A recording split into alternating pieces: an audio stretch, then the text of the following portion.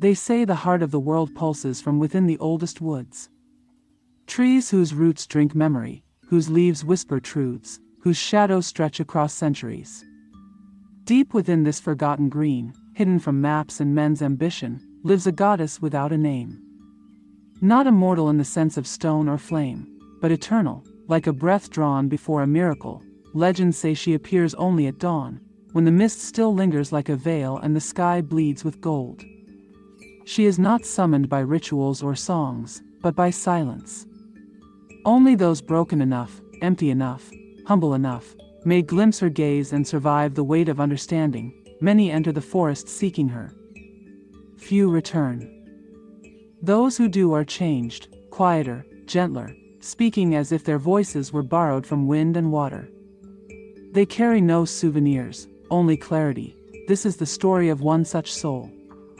A wanderer named Kael, whose despair led him far beyond roads and reason. Into the heart of the green, where time forgets, and divinity remembers. Kael had once believed in structure. He believed in the rhythm of stone-paved cities, in deadlines, contracts, calendars. He believed in rising with alarms and sleeping with regrets. In truth, he had lived a life not unlike a well-kept library, neat, ordered, silent. And like all well-kept things, it was easy to forget that life is meant to be lived, not merely managed. Then came the unraveling, a death, quiet and unannounced. His sister, Alia, gone in a blink.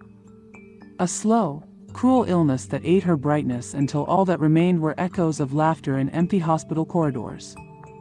The grief did not crash into him like a wave. It seeped into his bones like fog, eroding certainty. Kael left everything.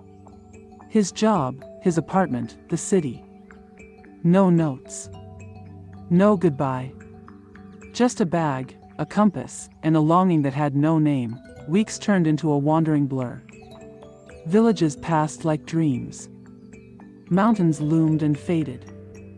Eventually, Kael heard whispers in a border town tavern, of a forest where the gods once walked, where one might find peace, or purpose. The locals called it the Whispering Deep. A place both feared and revered. No maps marked its path. But Kael was no longer seeking direction. He was seeking an end, or a beginning. At the edge of the forest, the sky was already turning ember pink. Dawn approached.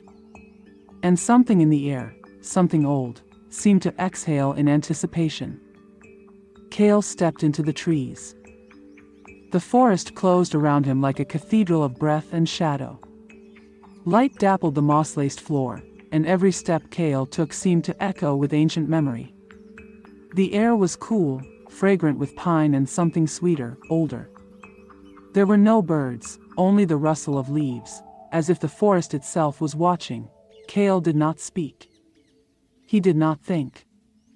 Something about the green quiet demanded reverence. He walked, guided not by compass or sun, but by instinct, or perhaps by something older that stirred beneath the soil. Time fractured.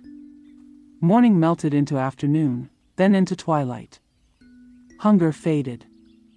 Fatigue gave way to stillness. The forest became less a place and more a presence. Then, at a clearing ringed by ancient oaks, he found the stone. It rose from the earth like a forgotten altar, covered in vines and moss. Upon it, a single feather, silver and glowing faintly in the dying light. Kael reached out but did not touch. Instead, he sat before it, cross-legged, as if he had always known he would. He closed his eyes. That night, Kael dreamed, not of cities, or loss, or his sister. He dreamed of roots wrapping gently around his limbs, of water trickling upward through veins not his own. He dreamed of stars dancing through tree branches, and of a voice that hummed like wind through cedar. "You have come far, wanderer," it whispered. "But you do not yet know the question." Kael tried to speak, but his mouth filled with petals. "You seek peace," the voice continued. "Yet carry war inside you. Grief is not your enemy. It is your mirror." When Kael awoke, the dawn mist was rising, and there, standing beside the stone, was a woman cloaked in leaves and light. she was not beautiful in the way humans understood. Her face shifted subtly, like water catching the sun. Her eyes held galaxies. Her skin pulsed with the rhythm of tree bark and morning dew. She looked at him as if she had always known him. Kael fell to his knees. "Are you, the goddess?" She tilted her head. "I am what you are ready to see." Over the days that followed, Kael walked with her. She spoke rarely, yet when she did, her words carved runes in the air. She showed him trees older than time, whose bark told stories if one listened. She led him to pools where memory shimmered and to stones that sang when touched. Kael asked questions about life, about death, about meaning. She answered none directly. "To lose someone is not to lose their essence," she said once, watching fireflies gather. "Grief is love with nowhere to go. So it burrows inward. It waits for you to open." Another time, "You humans seek purpose as if it were a crown.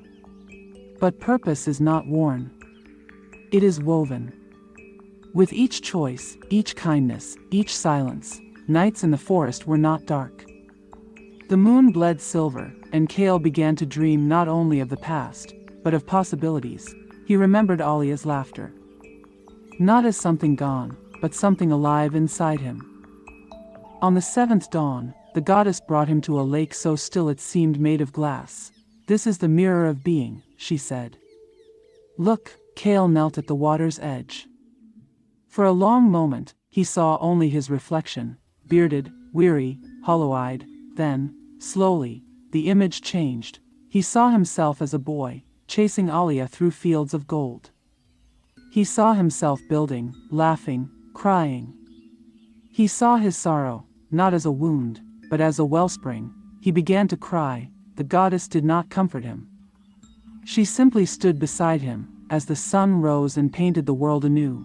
In that moment, Kael understood. Healing was not forgetting. It was remembering without breaking. He stood, and for the first time in years, he smiled. The goddess led him deeper into the forest, to a grove shrouded in a silence thicker than shadow. "Here," she said, "he must face the trial of the spirit, not a test," she whispered, but a reflection. Kael stepped into the grove, and the world vanished. He stood in darkness, yet saw clearly. Echoes of his past came alive. Moments he had hidden, regrets buried under years. The time he ignored Alia's call. The argument they never resolved. The apology he never gave. "Why show me this?" he cried. "Because truth frees what denial binds." He knelt, sobbing. And slowly, he forgave himself. When he emerged, the goddess stood radiant in the new dawn. But now, she looked different. Her face was clearer, almost human. "You no longer need symbols," she said. Kael felt lighter, anchored not by answers but by understanding. He bowed, not in worship, but in gratitude. "Will I see you again?" she smiled. "I am in the wind that sings and the tree that listens. Seek me not in form, but in presence." Before he left, she gave him one last gift, stillness. In a grove flooded with sunlight, Kael sat for hours, maybe days, learning to listen. Not to sounds, but to silence. Not to words, but to space between them. In that stillness, he felt Alia. Not as memory, but as melody. A note in the great song. When Kael reached the edge of the forest, the sky was pale blue. The same as when he entered, but everything was different. He turned back once, but the forest was no longer there. Only an open field. He touched the silver feather in his pocket, the only thing she had left him, and walked forward. The village he returned to was quiet, unaware of the sacred green nearby. Kael did not speak of the goddess. He did not need to. He helped build a library. He planted trees. He listened to children. At night, he watched the stars and felt the forest breathe through him. Years passed. And one morning, a young girl entered the woods with a heavy heart. She walked until the dawn touched the trees. And in the clearing, she found a man sitting silently beside a silver-feathered stone. He looked at her, eyes filled with galaxies, and smiled. "You are ready," he said, and the forest exhaled.